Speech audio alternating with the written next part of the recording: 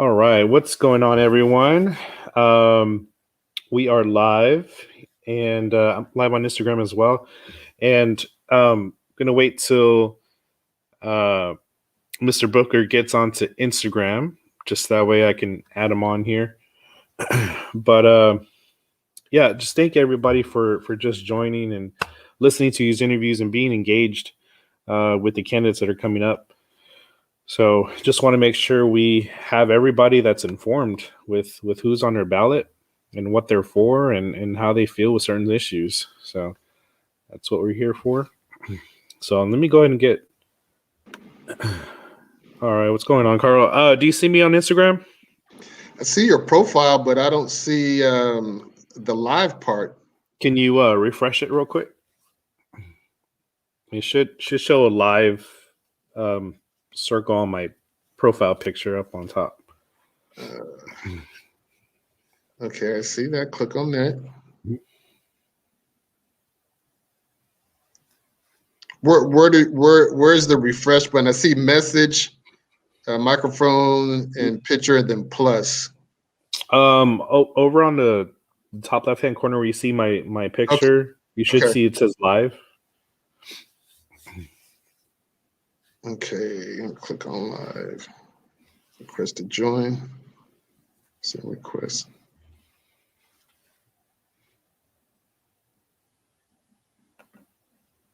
Okay, is that you? Okay. I believe so. Okay. Yeah, there you go.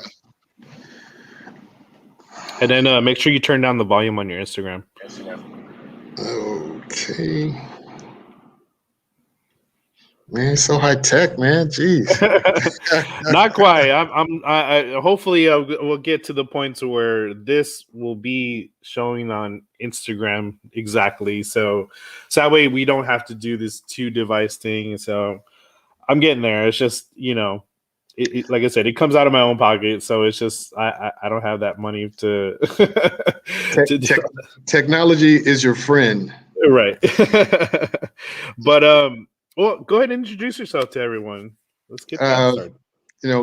My name is Carl Booker. I'm the owner of Avista Products, executive producer of Black Video News, publisher of the Black Book, graphic designer, animator. There's a lot of titles that come with it. But what don't you do, right? Yeah. I'm a technologist. I'm a janitor. Right. Yeah. And so what position are you running for? Running for District 2 City Council for the city of San Antonio. And I mean, obviously I've talked to quite a few candidates for District 2. And what are your thoughts on just so many people stepping up to run? Because it's not easy. It's not something to be taken lightly. So what are your thoughts on just everybody just throwing their hat in? I mean, how do you feel?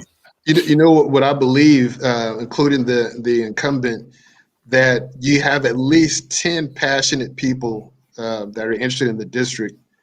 One of the things that I think, not only in District 2, but you can look at the presidential campaign that just passed, and that prior to, we had standards of what we considered to be a president. Same thing with our mayor, our local city council. So what I believe some of the 10 have decided is, okay, is this the best we have? What are we saying about our community standards? Are we saying this is okay? That this, we're going to be okay with the way things are, or do we believe there's a better way? And I think those 10 individuals, including the incumbent, believes that they can do better. Because even with Jada in office, I believe she believes she can do better. So she needs more time. Mm-hmm. Yeah, well, that is such a hard thing to accomplish something to turn things around in just 2 years. I mean, because most of the time, I mean, it's you're campaigning for like 6 months out of your term or whatever it is. So I mean, it's going to be hard. It's always hard for these 2-year timeframes for somebody to get some stuff done and make some changes because they're worried about being replaced. So I mean, what do you think you can do in those 2 years if you get elected? Well, just in working with a couple of campaigns, whether it was with Tommy Calvert or Barbara Hawkins, Gervin, the freshman years are always going to be difficult. Mhm. But what's good about, my position in particular, I've been working in the community for over 20 years. So getting to know, the stakeholders, getting to know the churches, getting to know the healthcare professionals, getting to know the education, that part, we can hit the ground running. Whereas a lot of people don't have those relationships in the community. I've been working with them for over 20 plus years. So that those 2 years will be very unique. Now, with that, I mean, a lot of people are saying, "Well, we know the solutions, so why do you think these things aren't being implemented if people know the solutions? Is it, why do you think nothing's happening?" Well, I think we do know the solution. That's the problem. So in business, a lot of times I tell my clients, you don't know what you don't know. Mm. So we can't blame someone that's in office that wants to move forward but doesn't know how to move forward. Now, if they're willing to reach out and ask, hey, how do I get more, buses on the east side? Historically, the buses ran north and south, not east and west. But when you think about buses going to Stone Oak, you wouldn't assume, okay, why they need a bus route to Stone Oak? Mm. Well, for some, they have workers. They're going to come from the south side or the east side. So that's how the bus rail or the bus line runs. But you got to know transportation. You got to know, small business. You got to know employment. All these things are important for a city as a whole, not just District 2, but you got to know how the city works. Right, right, exactly. That's the biggest thing is how invested are you in the community, and that's the thing that you know having politicians that are running for themselves always causes an issue because they're not running for the people. And so how can you make sure to tell the people, the community, to say, look, I am here for you? Because I mean, obviously we hear a lot from politicians say we're here for you, but how can you show people that you are here for them and have confidence in you? For me, it's by example. There's no better way than by example. I played football in high school and ran track in college, but my coach always told us, um, "Your actions speak so loud, I can't hear a word you're saying." And I kind of live by that because early on in high school we were taught to be role models. So it wasn't about us talking; it was about us doing.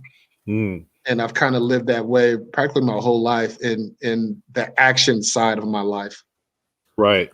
Now, what are some things that you think you might have an advantage of, over some of the other candidates? Um, there's a couple things. One is I want to say I'm God fearing. You hear a Mm. lot of candidates talk about, well, I prayed, and God said you need to run. I'm like, wait a minute, God called you too? I said, I think I Zoom called with Jesus.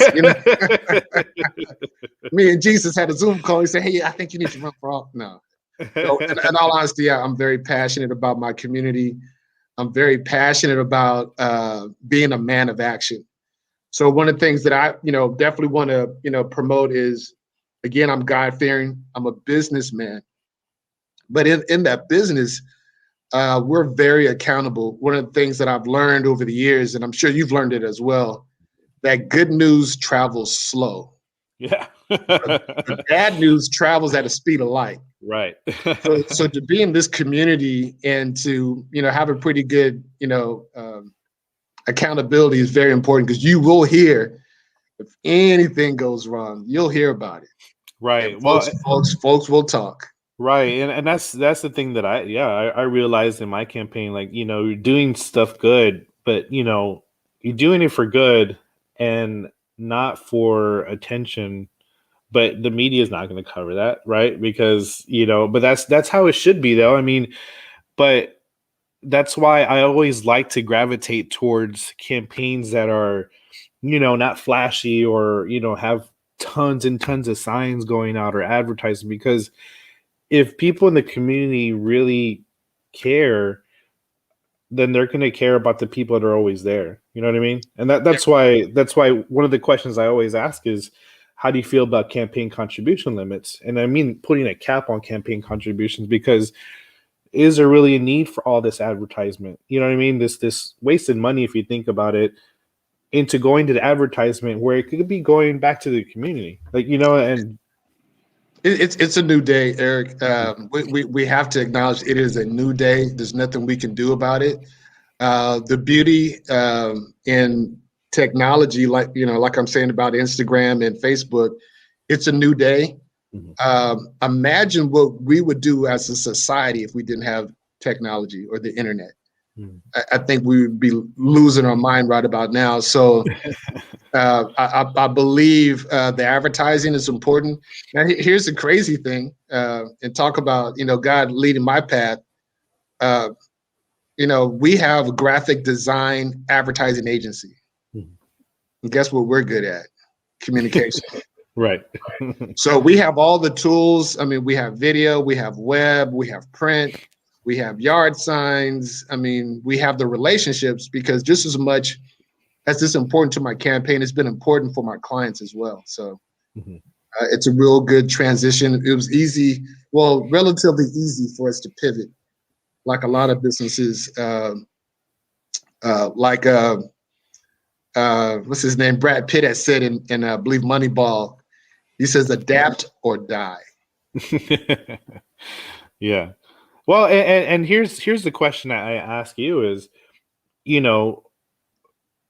would you like to see to where we start changing the face of campaigning? You know what I mean? To where the stigma of campaigns cost a lot of money, it should not cost that much, not that much money, because it should be people focused and people driven, instead of trying to advertise and everything like that, which I totally agree advertising is good for businesses, but like as far as campaigning, it would make so many things at a different playing field for a lot of people that maybe don't have that access like you do, or be able to fundraise a ton of money. So I mean, is this something you would like to see happen? It's relative. It's always the grass is green on the other side scenario. Um, Finance is very important to a campaign. It's also important to a business and a community, and also to your home. If you don't have finances, you can't pay rent, you can't pay your utilities, you can't put clothes on your back. So all those things are important. One of the things that as a society, we have decided that money determines success. So you've had Jalen on your show. I believe Jalen broke a record for all city council races. So everybody, looked up and said, okay, who's this guy? So now is it relative? Now understand, I can very well say that I spent $100,000 on my campaign, but it's relative. What is the difference going to be? Do you have the experience? Do you have the relationships? And do you have the willingness to work with people? Because I always say I want to run for office and work for the people, but folks can't, call you, or you can't call them back, and you're not even in office. That's a problem already. Yes. All right. Totally understand. And I'm going to kind of jump to this question regarding voting. And I've asked all the candidates this, but how do you? Is there something that? Well, sorry, let me rephrase that. Would you be willing to look into possibly going into ranked choice voting? And ranked choice voting, for anybody who's watching, if you don't know what that is, basically, let's take you have 4 candidates. You can rank them in order by number, however you want, whatever order. And basically, you would still have to reach that 50+1 percentage to win, just like it does now. But if whoever doesn't get that percentage, then the last person in line would be removed, and then all those votes would tally up to the next people, and then so on and so forth until there is an actual true winner. that would eliminate the need for runoff elections, which would cost the city more than millions of dollars, like at least $10 million every time. Uh, it would create a little bit of a fair a fair election to where candidates aren't fighting with each other, because you would want to try to get somebody else's uh, voting base. So, like, let's say, for example, somebody's kind of more of a clear winner, so to say, is kind of ahead. You would want to try to reach out to their base to get their second vote, you know.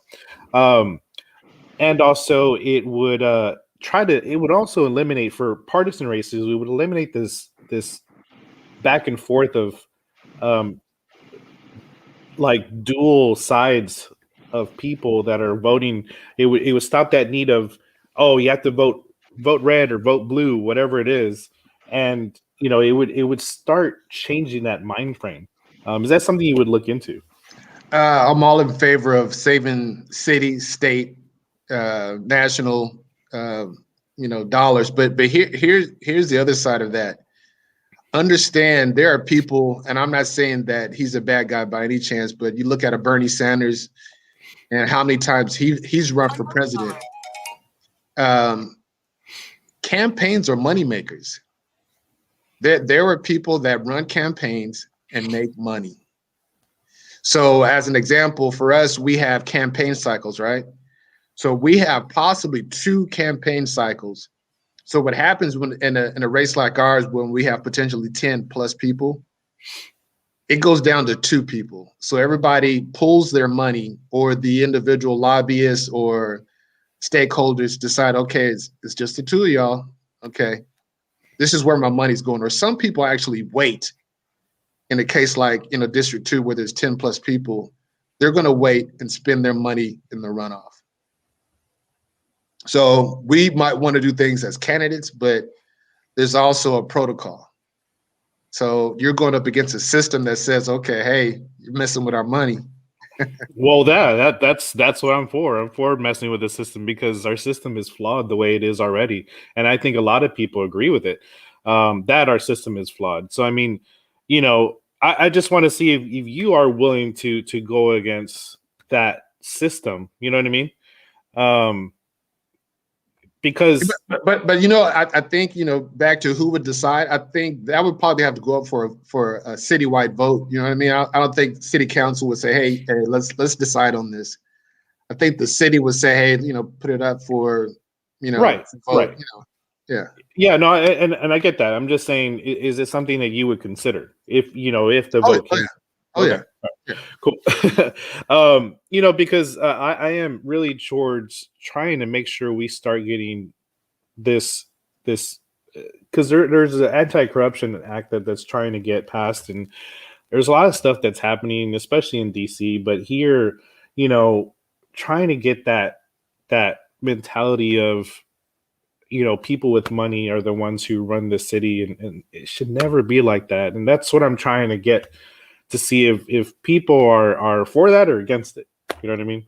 So that's the reason for my questions as far as like the campaign contribution limits and such. But so what would be your first item of business that you would like to accomplish if you're elected in office? First thing I would do, get into office, is find out where the money is. And then I want to find out what the issues are from the people. So, there'll be a listening tour. I plan on, either having a walk-in Wednesday or walk-by Wednesday, meaning that if you be willing to come into the office and speak with me or my staff, or I'm going to come visit you every Wednesday, find out what those issues are, and then fix it. Again, back to we don't know what we don't know. I don't know that you're having issues in your neighborhood unless I hear about it. Now, granted, there's going to be some people that are going to call the office, or we'll hear about a particular issue. But sometimes people don't have the time to come down to City Hall or come out to one of our locations. We have several places in our community where people don't feel like their voices are being heard, or history has shown that it doesn't work. Mm-hmm. And I'm not going for that. There's going to be a level of accountability that I want to enforce. Back to the technology side, I want to establish a community dashboard. In that community dashboard, if you have any questions for myself or the staff, that of course you can call the office, but there's also places where you can have your questions posted and answered. So as an example, let's say you have a question and you post it at 12 midnight. It very well could be answered by 5 or 6 o'clock the next day. But out of being conservative, we're not going to call you at 6 in the morning and say, "Hey, we fixed your problem." Mhm. But that community dashboard is going to allow for accountability. Now, how do you plan on bridging that divide between the digital divide and the seniors that maybe don't want anything to do with the internet? Well, the good thing is, like I said before, we have different mediums that we use. Currently, there is a radio station. It's 1480 is the call. I forget the call letters, but that is one way of communicating. Um, as a business, we have an FM transmitter. So if you have a AM or FM radio in your home, we can speak to you and you don't need internet access. Hmm. That technology is low tech actually, but it can be implemented immediately. So let's say hypothetical, we lose the internet, Mhm. we can still communicate. Right. Now, as far as what I've heard a lot is seniors would only get the information face to face. So what in that case? Um, it depends on how mobile they are. So, as an example, if they are, if we get back to going to church, that would be one avenue. But also, we have some senior living situations where we can go visit them. But also, we have the printed piece. So whether it's copy paper, flyer based, whatever it is. Again, this is what I do. This is what I do on a regular basis. So, man, we leave no stone unturned. All right. And like, so where would this come from? Would this come from like the District 2 money or from like somewhere else? Like as far Well, as what again, there's levels, and working with some of the community. If you remember the Promise Zone, that was with the Housing Authority and I believe Ella Austin and the city, right? So District 2 alone could not have done that. Mhm. So when you are resource strapped, you can go to the state and you can go to the federal side and get that money. But guess what happens when that is not available? You can go to our stakeholders like Coca-Cola, Mhm. AT&T Center, Navistar, Toyota, the Area Foundation. Um, that Harburger Park is still amazes me at the amount of money that was able to raise. Right. So there's no limit. There needs to be someone that's willing to do the ask. So getting back to my business, it is just as hard to ask for $100 Mhm. as it is $25,000. You just have to ask. Yeah. Yeah. That is something that I realized is that you just ask. Yeah. But and just since we're on that topic, how can people donate or help with your campaign? They can go to votecarlbookerford2.com. That's our website. It has all the donation and volunteering opportunities on there, but it also has my platform for those that are interested in the different platforms that I have from arts and culture, education, technology, environmental, transportation, education, faith-based. I mean, there's a lot of things that that's part of my platform. Police accountability and justice reform is just a piece of the puzzle for me. Let's say in a perfect world, we fix that tomorrow. Now what? Mhm. What kind of quality of life is the district going to have? So, just the simple things. I was in a leadership class a while back. We were talking about arts and culture. That for a lot of people, they're hurting, man. They're still hurting. I have a lot of DJ friends and musicians, and they're not getting gigs anymore.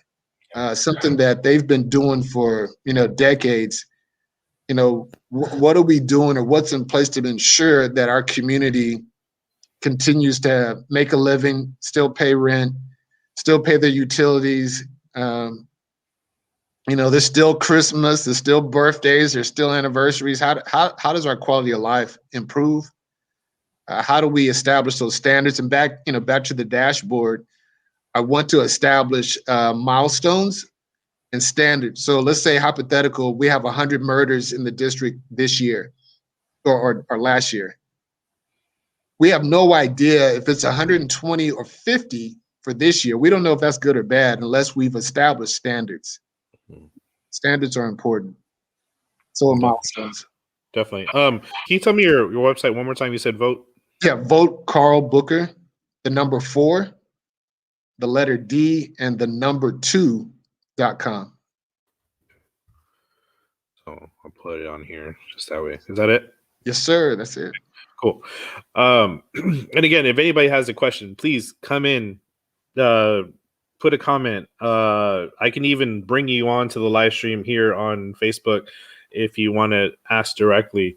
But please ask a question because these are your future leaders, future people that will be on your ballot. So any questions that you might have, I mean, we definitely want to hear them because what better way to do it than now, right? So now, along with you were saying about the police reform. Tell me about that because that's obviously a big issue right now, and some people are calling for defunding. Some people are calling for removal of the chapters.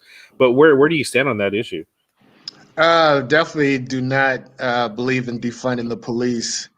I am not looking for any endorsement from the SAPD, but I am in favor of increasing funding for SAPD. In particular, there are some programs that I'm aware of that were defunded during the process during the BLM this summer. And I think they were really kind of struggling. I have, 2 individuals in particular that are looking to do a specialized training for the cadets. So I want to include extra funding for the cadets. But also in that, I say justice reform and not police reform because part of justice is having someone accountable. So whether we have a social worker or maybe someone in the department that if you're going out to a domestic abuse or a domestic situation, that someone is getting that same call. That police officer is going, but also within reason, we need to have a social worker or someone that could speak to mental health issues. And if the officer is not trained, they're going to do the best they can. Yeah, and do you think there is a problem with training though? Because that has been brought up a lot. That they're training bad cops or we're training bad policing. I mean, do you think there's an issue with the training itself? It's obvious. It's obvious it's a problem. You know what I mean? So all these years and okay, we're just now figuring out it's a problem. Yeah, it's a problem. Right. Well, and that's the thing too is okay. So you're saying about putting more funding for cadet training. So I mean, but where they're training these new people, and what if they're training them the wrong way? So I mean, well, you need experts, right? You need experts.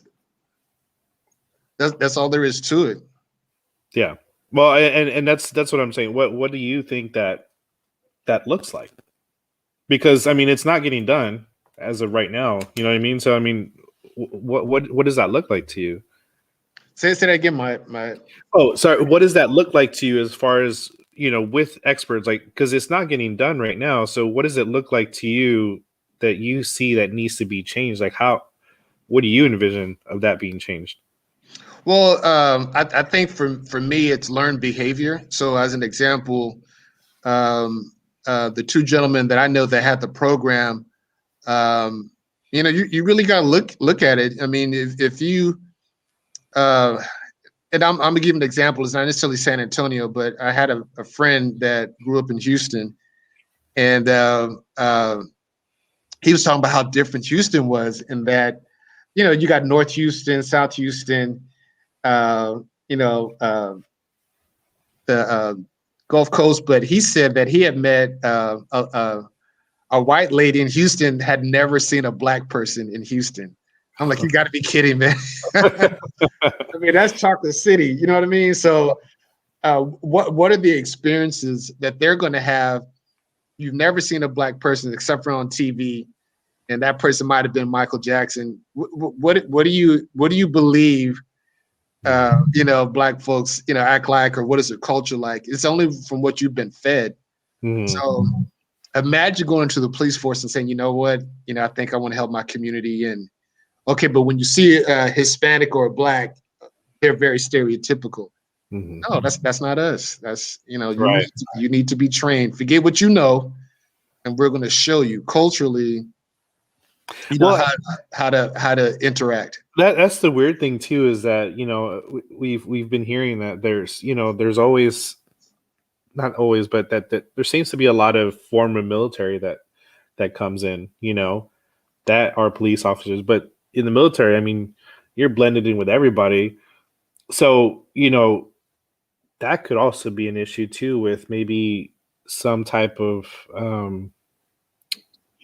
testing or whatever, with mental health or whatever it is, because when you come back from Iraq, I mean, sometimes, you don't come back the same or whatever it is. And so could that also be an issue?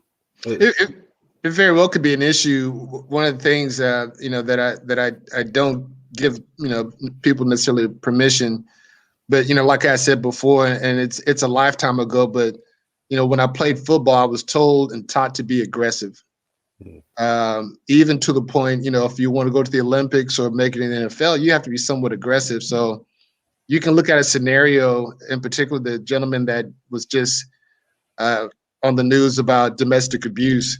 His whole life, and he's young, but he made it to the NFL. But he's been told to be aggressive. He's now told, when you go home, turn it off. Yeah. He doesn't know how to turn it off. Yeah. So same thing. If you're in the military and you've been taught, engage The the stage is actors. right. Right. Okay, now, okay, you're no longer in the military. I need you to join the police force. Oh, yeah. Yeah. Okay. And that's hard, because not only are you, because in the military, you kind of set the profile as well. You have to look at mannerisms. You have to look at what people are doing. If you're in Iraq, you have to look and see, are they carrying something? Are they, all this? And police officers, same thing. So they're already profiling from the get go. I mean, it's just, that's how they are trained. So, I mean, how can we get away from that? You know what I mean? Or change that thing. And I know it's not your problem, but I'm just saying that I think that could be an issue too, as far as it's straight from the get go. It's profiling, and that's what not a lot of people understand, is they have to look at these situations and look at all these different mannerisms that people are doing. You know, so it is difficult, and I'm hoping that the public can get the trust back, or the police department can get the trust back from the people. But it's hard, especially when they are getting more money funded to them, and like you were saying, is they cut several programs, but it just looks bad. It looks bad, and you could kind of see it's where the city, maybe not, they don't feel like they owe anything to the people. I don't know. I think that's why a lot of people are upset. I think part of the job of a council person, a mayor, dog catcher, is to have life experiences. Mhm. We cannot say, with the current contract, uh, it's perfect. And obviously, there's, Fix SAPD, is one of the people out there wanting to change the contract. But let's try something different. It doesn't mean it's going to work, but we got to try something different. We believe what is in place right now does not work. Mhm. So let's fix it.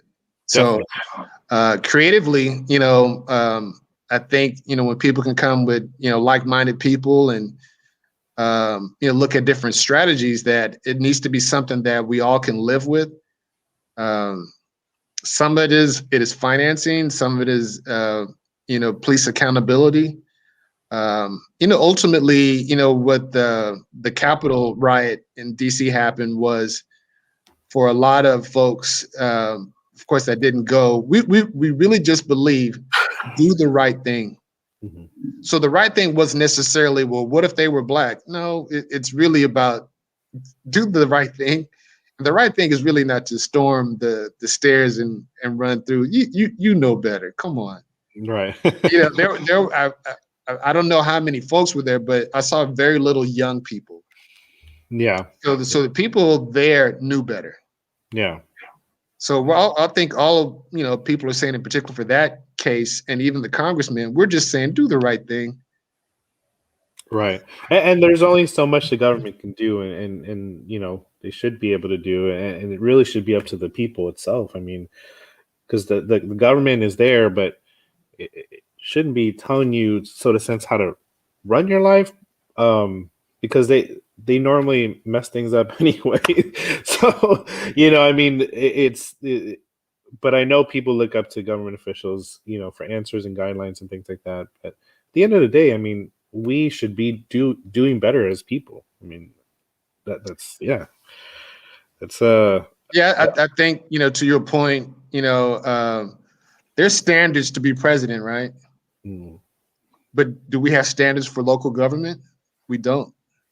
You basically need to live in the district, not be I'm not sure if you can be a felon or not, but I mean, there's just some fundamental things that are just so basic that I think standards need to be established. One of the things that I've learned in my business, we have several things that we do annually, but we didn't want it to turn into a popularity contest. We wanted to establish standards, and based on these standards, you can have respect. And even and it's not our decision, but they had talked about Biden and the minimum wage.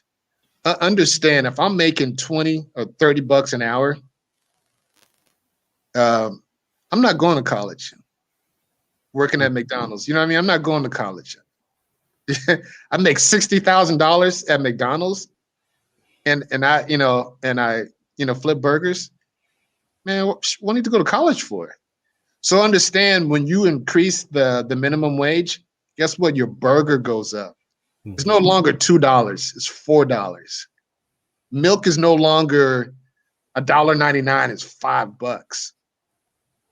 So it's one thing to say, well, I need a living wage. Okay, understand, when you go up, everything else goes up. Yeah, yeah. Well, and I've heard from the other sides too. You know, that just tells you how messed up our society is, and our economic system. It's jacked up. And okay. For example, I mean, just this morning, just hours ago, they cleared out that homeless encampment underneath 37. I don't know if you saw that or not, but Yeah, I didn't. uh, you know where do you think we're going wrong with the homeless situation? I mean, obviously, we're pricing people out of their homes for gentrification. We're having developers come in. We're having people from out of state come in, and people are flipping houses and everything like that. Because I'm getting the calls of, "Hey, do you want to sell your home?" No, So I mean, what do you think's going wrong that's causing us to have that? I don't necessarily want to say that things are going wrong, um, because what happens when you look at a scenario like District 2, there are some homes that are for sale, but you also have some that that maybe could be fixed up, and for whatever reason they're not being fixed up. Sage has had a program for businesses to fix up their facade. I would like to encourage, whether it's through the federal government or through the state, that we can fix up the homes. So what happens? Let's say your house is in need of a new roof, or maybe a new facade. That you can get a grant to fix up your home, and you'll stay in your home, opposed to my taxes are going up. I'm going to have to move, or whatever the scenario is. For your home. For the homeless side. Um, Haven for Hope in some cases just didn't work out. And I think we had all good intentions that, man, this is going to fix it. What I learned was that there were too many rules, good, bad, or indifferent, but it was for the safety, I think, for the, women and young children, that they needed to feel safe in that environment. Unfortunately, there was also an issue when it came down to the digital divide at Haven for Hope, that not enough people were getting internet for school. So, that became an issue. One of the things that I thought could have been an issue was what they did in New York and Chicago, and that they had uh, um, showers and uh, like portable, bathrooms, that I think it should be taken to the people. We need to encourage. I don't want to call it a reentry, because they're in society. They're just they play different roles in society. But if we can allow them to either get their hair cut, bathe or shower, in a safe environment under the bridge, or certain areas of town that are designated just for you know cleanliness, um, just being protective, because what is strange, and I don't quite understand. I maybe talk to a medical professional, but you don't hear about a whole lot of homeless people with COVID. And I'm curious, do they not know that they can get checked? Do they not know what the symptoms are? Because you can look at a California scenario. There's a ton of homeless people, but you don't hear about homeless people dying. At least I don't. So is their immune system just on a whole nother level, or what's going on with that? Or we're not being told, Or we're not being told. Yeah. But and back to what you're saying, because there are several groups like Project Help, and I forget what are some of the other groups that I actually follow, and they go and they give them haircuts, they give them medical attention, they cut their nails, they cut their toenails, they give out sleeping bags and things like that, and there's a lot of groups like that. So um is there something that maybe you would like to work with those organizations to that are already doing the work and just helping that environment, that those initiatives? It's tough, because from what I understand, you can't necessarily fix mental uh, illnesses, or mental, whether it's bipolar disease, whatever, with a pill, and be done with it. You got to always take your pills. And I want to say you need to be in, and somebody needs to observe and make sure you're okay. Um, so there's not an easy, do this and you'll be fixed type of scenario. And again, I don't think that is the job of the city alone. With the county and the state rep, congressman, I don't know what those relationships are currently. Well, I know. but what I mean is since those groups are already doing that work, right? They're trying to give them some type of quality of life. Um, to be able to kind of work with them, on a city level, to say, or give them resources. You know what I mean? Um, Something like that, or I know with Councilman Trevino, he they did the mobile showers. I don't know if you saw that recently. No, no, I haven't. So I mean, just certain things like that. They kind of partner with organizations that are already doing that work. Yeah, I think again, stakeholders. If you think about some of the community stakeholders like Toyota and Navistar, they got vehicles. They have the ability to provide stuff like that, and it's a worthwhile discussion. If the city is saying, you know what, we're kind of tapped on our budget, let's go have a visit with Navistar. Let's go have a visit with Toyota. Those are kind of things that need to happen. And believe me, if the mayor or the councilman calls and say, "Hey, I'd like to have a meeting," Mhm. odds are they're going to take that meeting. Yeah. So, it's really about being creative. Whether it's transportation via, for I want to say 2 months, they had offered free bus rides. I want to say what maybe April, May. So for those that wanted to travel, Mhm. it was free. Yeah.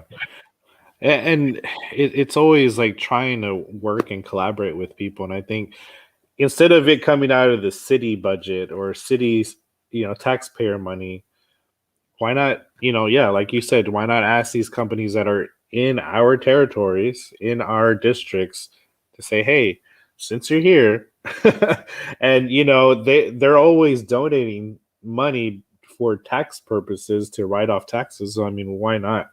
Why not ask those people, hey, look, this is the need here in this district. Could you help? That's really T Diddle says that's part of the problem. So many people work in silos. And I think, yeah, I think what you mean, what he means is so many people work individually and not collaboratively, not work Right. as a whole and work with other organizations to where it's just I'm going to do my thing to make myself look good, or I'm going to do this because this is all I know. Like you were saying, if you don't know, you don't know. So I'm going to do this, and I don't have no idea there's other organizations doing this. If we team up together and work together, hey, then you're not working in silos. You know what I mean? Yeah, yeah. I think it's real important. I remember having a conversation with the Coca-Cola representative for Martin Luther King, the Martin Luther King March, and I'll never forget. And I'd asked him about, what are you guys doing for the MLK March? And he said, "Oh yeah, we're giving soda." And I said, "You're giving soda?" I said, "You do that every year." I said, "But what are you doing?" right. He goes, "This is all they asked for." And Mm. I was just dumbfounded because he said they never asked for money. All they want is soda. Free And I was, advertising for them. yeah, well, but again, whether it's, paying for the speakers, paying for, XYZ, these people want to help. hmm But, the gentleman said, he said, yeah, they don't ask for any money. They just want free soda. Yeah. Well, I mean, now we know that ask for money. I mean, ask for these things.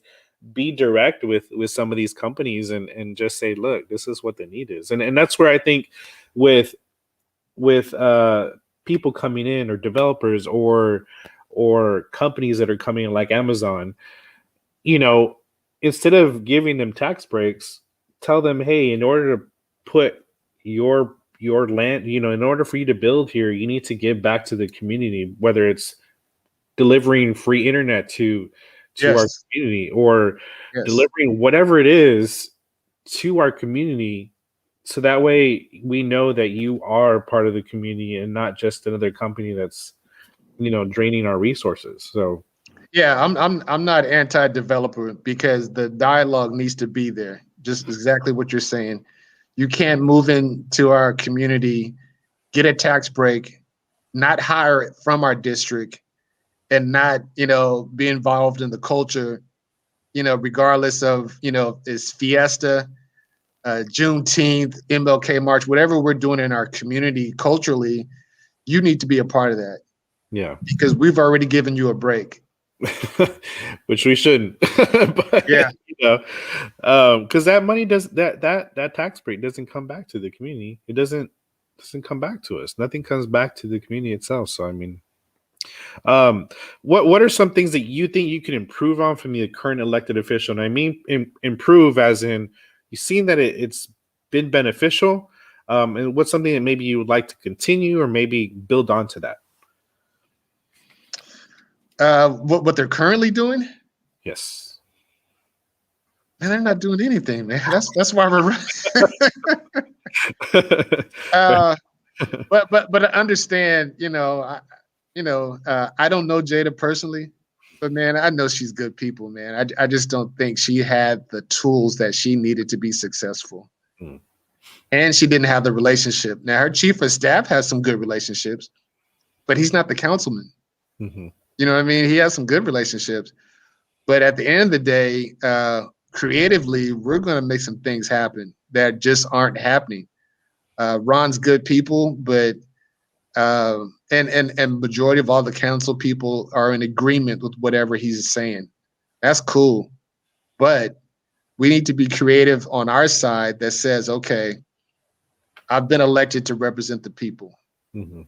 So whether that's making phone calls and saying, "Hey, I'm just checking in on you. How's business? How's your family? How's the school doing?" Those are kind of questions that I don't know are being made, but they need to be made, Right. and it's very important, to have that. And that's back to that community dashboard that I keep making reference to. That not knowing, knowing all the day-to-day routine. It could be extremely busy, and she might be just doing a gang of work. We just don't know. But what that community dashboard says, okay, we had 1,500 calls yesterday. Mm. We're going to try and reach out to as many people as possible. But if you have no idea that 1,500 calls came in yesterday, you can, oh man, they ain't turning my calls. Right. You don't know. Yeah, and I think somebody was saying about having a timeline, timeline of when they need to call. Milestones. Yeah. Well, time of when they need to call back. So, like, if you called on Monday, you need to call back like at least 14 days, to kind of make that.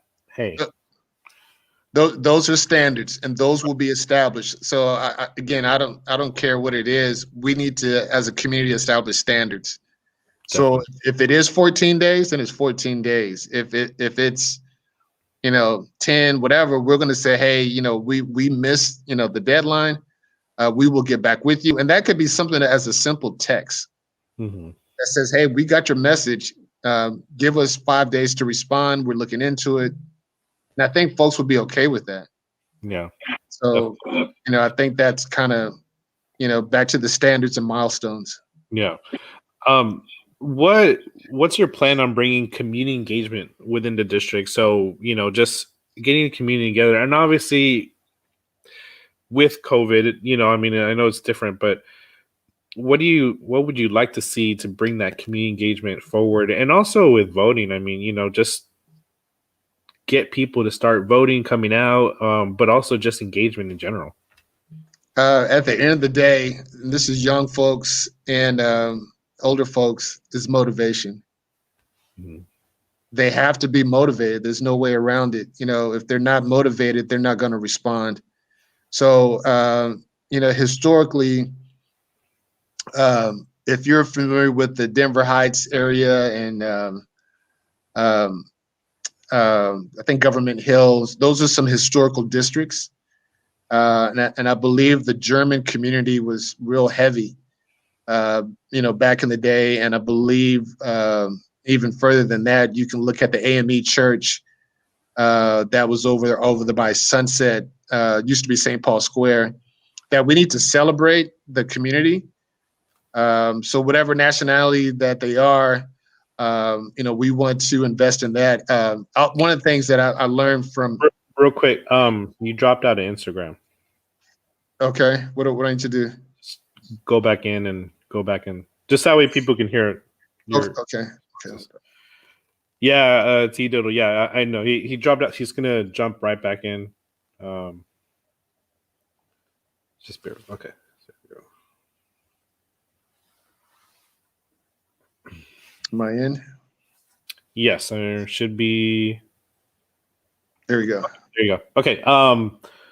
The question. What did I say? What did I say? The question. Community engagement. Community engagement. Yes. So again, back to celebration. Not that it needs to be celebrated. I was told by a Bexar County representative about the Chinese encampment that was off of, I believe, New Braunfels or Walters. But during World War II, there was, man, I don't want to call it a Holocaust by any means, but the Chinese and Japanese were encamped over there for, I know, at least a year or more during World War II, that we need to pay our respects to that level of involvement from the city. And Sam Houston has some real great history. Of course, African Americans on the East Side has a rich history. So I think celebration is the best way, and allows for every culture, like Institute of Texan Culture does for folk life, Mm-hmm. that we do something similar in District 2. So I think community engagement, the young and the old are able to come together and celebrate one another, but also educate. Right. Yeah, that's the biggest thing is education. Um, what with so with the property taxes, what do you like? What would you like to see happen um, with the community and trying to make sure you get that information about property taxes and how they can fight the property taxes? Yeah, without the internet, it's hard for them to fight.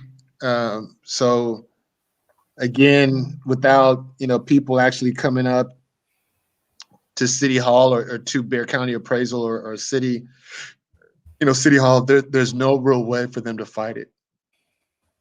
Right. But I would like to be able to freeze existing homeowners' taxes, if that's possible, and does it make sense to do that, But this is something, creatively, can we attempt to do that? Does it make sense? Are we going to be in a deficit, for 2022? What does that look like as a community? Are we going to be okay? Yeah. Well, and do you think we're trying to get? Do you think we're getting too big for our own infrastructure? Infrastructure does need to be improved, without a doubt. Um, I do know something that's real simple. And again, this is a worthwhile dialogue. And I think the city did talk about infrastructure in particular, whether it's the technology side, the electricity side, the water, the utilities, all that stuff. There are options out there, whether it's solar energy or environmental water, which you can collect or create your own water through environmental resources. So, it's really how does a community survive needs to be the conversation, because imagine getting your electricity turned off, or imagine your water getting turned off. If there's infrastructure in place, you don't have to worry about that. Hmm, definitely. And just real quick before we move on to that next question, this is the Bexar County Appraisal District page. It's bcad.org. You can go and protest your taxes on there. You will get a letter in the mail soon regarding how much your home is valued at according to BCAD. Uh, I always encourage everybody to protest their taxes every single year, um, because even if it's just $1,000 increase, that could equate to like $20-$30 increase into your mortgage payment, into your taxes. But at the end of the day, you want to keep constantly protesting them every year. Do not go a year without protesting your taxes. We've had the homestead exemption, but what happens is they keep raising the property values up, and it doesn't do anything. So if your house appraisal jumped up $25,000, then you're just still going to be taxed. But if you do get your letter, you can do it on the back of your letter. You can protest your taxes and send it in. They'll should send you a letter back to give you an offer. You can accept it or you can reject that offer, and then you would go into your formal interview and actually tell them what is wrong with your house and why, and show them pictures, because all they're taking into equation is just a picture of your outside of your home and maybe Google view from up top and see if you put a pool or something. So definitely always do that. At least that'll help somewhat for now, and trying to reduce your property taxes. That way, you don't get priced out of your home. Do you have anything to add to that? Yeah, it's a tough one because there's twofold. One is I think if you're a current homeowner and are not looking to move, definitely fight it. But let's say hypothetical, you want an equity loan, or you, and I'm not encouraging reverse mortgages, but let's say you need to pull some equity out of your home. Let's say to either send your child to college or to pay for someone's health care, that you can pull it out of your home in some cases. So, you know, could you pull an extra 30 or 40,000 out of your home, for, miscellaneous? You could under the right circumstances. Right, but the thing is that with the appraisal from Barry County Appraisal, it has nothing to do with your actual property value. Like as far as if you want to sell it or pull from it, you can get an independent um, Appraisal. appraisal, and not give that to BCAD, that how much they appraised it for, because they won't have that information. So I mean, you can do that separately without having to worry about that. So I mean, I would still encourage you always protest it, because that wouldn't play a factor if you get a private appraisal. Right, right, right. No, um, again, there's two options, but you need to know your options. right. Yeah, and that's definitely why I want to do that, because a lot of people don't know. I mean, and sometimes it is intimidating, especially going in there. It's intimidating to go and protest your taxes, and it's almost like buying a car. That's what it seems like, because you're in there trying to, well, this is what I think it's worth, and blah blah blah. And so, uh, definitely something to think about. And if you have any questions, please feel free to reach out to me. I did a class on how to do that and what it looks like. You can definitely reach out to me. I can kind of show you. Uh, what are your plans to reducing spending or being more efficient with the city budget? Again, we need to look at some scenarios. I know resource wise, there's things we can do in bulk. Hmm. And that's whether it's with other cities or other supply chain. I mean, there's a lot of things that need to be reviewed. I'm even looking at, what do we do with some of the boards for District 2? Who's on those boards or who represents us? Uh, I plan on looking at everybody, especially if they've been on there for more than 10 years. I need to know if they're making progress or not. Right. But this is back to the standards and milestones. Do we say if you've been on a board for 20 years that you need to come off, or what are the rules? Because city council has rules, the president has rules. So for those that believe they can stay on a board for a lifetime, come on.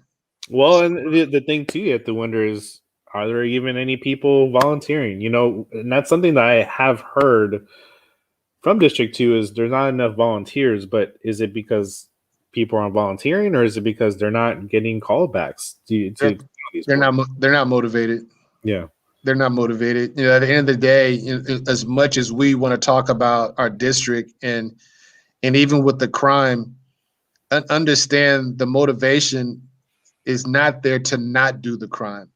So when you look at the BLM and the Capitol riots, you could think they're two different people, right? One of the things that I remember the first time they marched down downtown San Antonio. I was like, man, y'all know y'all got to go to work Monday, right? But at the same token, you can look at the Capitol riots, and you can look at those guys, and they knew they had to go back to to home or back home or whatever come Monday, and some of them went home with the belief, oh, no one's gonna know that I'm gone. Man, the federal government knows exactly who you are and where you are at all times. Don't get it twisted. So they did that knowing that. Whereas with the BLM, I think they did it not knowing, oh, okay, they're actually tracking me. I got to be careful. And it's a problem to this day because some of them are in the database now. It's a wrap. for the rest of their lives, they're going to be in a database that follows them. So, there has to be, reasons or rationale for motivation to do something and motivation to not do something. So let's say that we need a professional talking about justice reform or police reform. We need an expert, whether it's a past lawyer or a past judge or someone that can say, you know what, I'm the expert in that field. I'm retired, but yeah, I can help out. And I think having those conversations are important to getting these boards filled and also accountable. So again, back to I've been on the board for 5 years, 10 years, 15 years. Okay, I need to see what you've done. Mm-hmm. Or maybe you do put a cap on it, and because there's tons of boards, there are a ton of boards that people can be on. I mean, there's a bunch of different categories for each thing, and even Bear County, you have Bear County boards and commissions. So, I mean, there's a lot of boards, and you know, maybe you switch over, maybe you have people switch over to a different one, and or if they want to continue to still serve on those commissions, have them try something else that maybe they're good at. Maybe they'll learn something different. you know. Yes. Now, just a few more questions. Well, just to kind of turn this around, what are, let's just say, three of your favorite small business restaurants that you love in D2? Oh, well, Tony G's, Mark Outing, and Ma Harper's, and, That and Mr. continually and Mrs. G's as well. those continually come up. So I mean, definitely, we gotta try Yeah. it. But one of my new favorites, and it's just outside of District 2, is uh, what's it? It's a pizza place. Big Lou. Big Lou. I went there. Was it last month? Mhm. That's the best pizza I've had in my life, man. What? It's the best. If you haven't had a chance to check out Big Lou's, go check them out. They definitely have big pizza, that's for sure. Man, The the one, food the the food is great. giant pizza, right? That's the one you Yeah, talk. Yeah. man. I thought I've had some pizza, but I've never had it quite like Big Lou's, man. um, what was it like for you when you were thinking about running to just full blown commitment to running for office? For years I had a concern about leadership, and during the pandemic, there were some people that were trying to get stuff done through the state, county, and city level, and man, I got real frustrated, man. And all I kept thinking about is, it's my fault. It's my fault for stuff not getting done. I can no longer be a bystander and let the world pass me by, knowing I have an ability that God has given me to really help and benefit my community. Part of my daily prayer is to pray for obedience Hmm. and leadership, because for what I do provide leadership, but at the same token, I think it could be expanded. But as far as making someone else responsible for my community, it, it's up to me. And I can't look to others knowing that I could do a better job. I have two grown daughters. They're in their mid-20s. But one of the things that I thought about was the talent pool, that they don't have, good men to choose from. What are we doing as a role model to say, you know what? Have you ever thought about running for office? Have you ever thought about being an accountant? Have you ever thought about being an attorney? You ever thought about being an engineer? Hmm. Now they want to be rappers and play basketball and play football. But what happens when that doesn't happen? Right. So if we're not showing them, okay, you could be a city councilman, right? Or you could, run for, county commissioner or the mayor or even president of the United States. If we're not showing them, man, that motivation is not there. They're not going to do it. So, by example, I keep making reference to playing football. We were taught early on that we were role models and that we had to be careful on what we did outside of the football field. So it still continues to this day. So the accountability starts with me. Definitely. Good. And just so everybody can see on Facebook, this is District 2, District 10, District 9, 8, 7. Kind of goes around in a circle. But you can kind of see the boundaries there for District 2, and it kind of extends out that way, just in case if you wanted to know exactly where District 2 is at. Now, last question here. What does community mean to you? Community means to me is knowing your neighbors, knowing the stakeholders.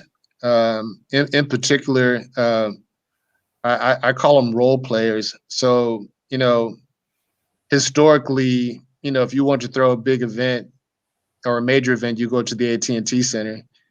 If you want to watch basketball, you go to no, I'm sorry. If a big event, go to the Alamo Dome. Basketball game, go to AT&T. You want soul food, there's several places to go. If you want pizza, I mean, there's certain things that I think are important that we identify who these people are in these businesses, because a lot of times you don't know that your council person or state rep or your county commissioner has these abilities. You just need to know. And the best way I know how to do that currently is through the internet and a directory. Mm-hmm. One of my planned agendas is to create a community-wide directory. So let's say you need a plumber, or you need an inspector, an appraiser for your home, like you had mentioned. Mm-hmm. You don't know who to call. The yellow pages is not what it used to be. So if we can restrict our directory just to the District 2 boundaries, we're going to do that. I also want to make sure that District 2 becomes a destination district, that you can come to District 2 for multiple things. One of the things, if you look at the map, and I have it on my website, votecarlbookerford.com, the east side is the darkest side of the city. And that's because there's no development. Well, not no, but there's very limited development. One of my goals is to light up the district, what I call light cannons. And what it does is shines a light, similar to the lights that you would see at the Luxor in Las Vegas. It'll be seen from space. That is the kind of enlightenment that our district needs. It's embarrassing, man, to see a city and you have dark patches and no one said anything. This whole time, no one said anything. That has to change. Yeah, well, I think that was some of the things that from some of the other people is, yeah, we don't have lighting, we don't have proper lighting, and it's causing a lot of crime and things like that. I mean, and that kind of leads back to the infrastructure thing. Is we're not even fixing our own infrastructure here with lights, with streets, with whatever it is. And we're getting too big and trying to build everything, have people come in and build everything, but we're not fixing our own problems, So, but I appreciate you coming on. If anybody has any last questions before we are finished, please put them in. But I want to. Can you tell everybody how? I know you said your website. Can you tell everybody maybe social media, how they can get to you, contact you, donate? Pretty much everything stems from the website votecarlbookerford.com. You'll see my commercial on there. You'll see again my platform. It's really just Facebook and the website. But also, I'm communicating to my subscriber database, on a weekly basis now. But it's really just a matter of education. One of the things that's exciting about, come May, you're going to have someone in that seat that is very passionate, regardless. I think the talent pool has really, raised the level of involvement. Mhm. And I can be happy with whoever gets in there. The people really want them in there. Definitely. Definitely. All right. Well, again, thank you for coming on. Thank you for just being willing to just answer these questions and for just being there. But uh, please, hold on, sorry. Uh, uh, please go check out the website check out his website and reach out to him. Ask him any questions. Please continue to like these interviews and support. And we'll have another interview tomorrow. And again, we're gonna try to do sorry, we're gonna try to do all these interviews to everybody.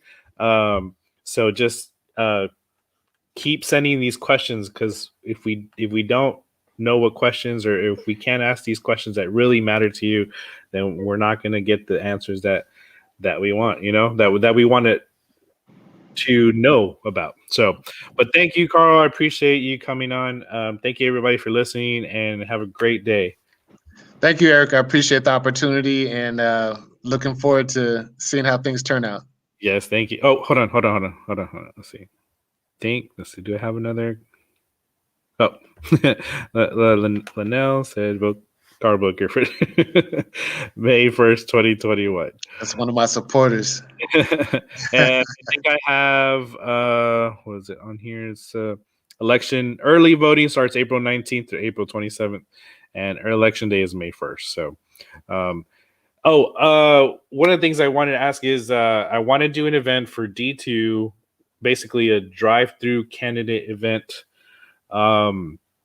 Meet all the candidates, and then also get registered to vote while you're there if you haven't been registered to vote.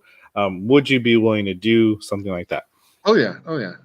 And also, if anybody watching, or if you know anybody that's willing to host this event, we need obviously a place large enough to be able to have cars drive up and be able to meet, all the candidates, and then be able to have enough area to leave, but also park if they want to park to get registered to vote.